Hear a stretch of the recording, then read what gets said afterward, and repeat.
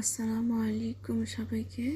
তো আমি আজকে রান্না করব তেলাপিয়া মাছ দিয়ে পটল আলুর ঝোল। প্রথমে আমি মাছটাকে ভালো করে ভেজে নিচ্ছি। মাছ ভাজা হয়ে গেলে আমি তেলে কেটে রাখা পেঁয়াজ কাঁচামরিচগুলো দিয়ে দেব। ভাজা হয়ে গেলে তারপর দিয়ে দেব রেডি করে রাখা মশলা।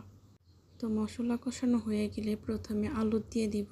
আলুটাকে ভালো করে কষিয়ে নেব, কারণ আলু সিদ্ধ হতে সময় লাগে। 5 মিনিট কষানোর পর দিয়ে দেব কেটে রাখা সবজি। তারপর এটাকে 10 মিনিটের মতো কষিয়ে নেব। তো দিয়ে দিচ্ছি আমি সবজিগুলো, ভালো করে নেড়ে চেড়ে নেব। এখন নেড়ে চেড়ে তারপর আমি ঢাকনা দিয়ে ঢেকে দেব। অনেকে পটল খেতে চায় না, তো এভাবে ভালো করে কষিয়ে রান্না করলে কিন্তু ভালো লাগে আমার কাছে। আমিও আগে খেতাম না। আর তারপর আরেকটা টিপস আছে, যারা খেতে পছন্দ করে না তারা পটলটাকে আগে তেলে ভেজে নেবেন, ভেজে রান্না করবেন, ওইভাবে আরও বেশি ভালো লাগে খেতে।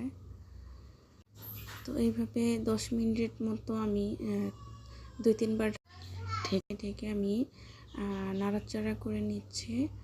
নাড়াচাড়া করে হয়ে গেলে আমি দিয়ে দেব পানি এটাতে। তো পানি দিয়ে দিলাম। তারপর আমি ঢেকে আরও 10 মিনিট রান্না করে নেব। তারপর আমি দিয়ে দেব এখানে মাছগুলো দিয়ে আরও 5 মিনিট আমি রান্না করে নেব। এই তো দেখতে পাচ্ছেন। তো আর 5 মিনিট আমি ঢাকনা দিয়ে রেখে রান্না করব। এই তো 5 মিনিট পর ফিরে এলাম, আমার রান্নাটা একদম কমপ্লিট হয়ে গিয়েছে। চাইলে আপনারা ওইভাবে রান্না করতে পারেন। এই রান্নায় কোনো বিশেষত্ব নাই, যে যার যার মতো রান্না করতে পারেন। এটা যার যার এক এক পছন্দ মতো রান্নার বিষয়টা।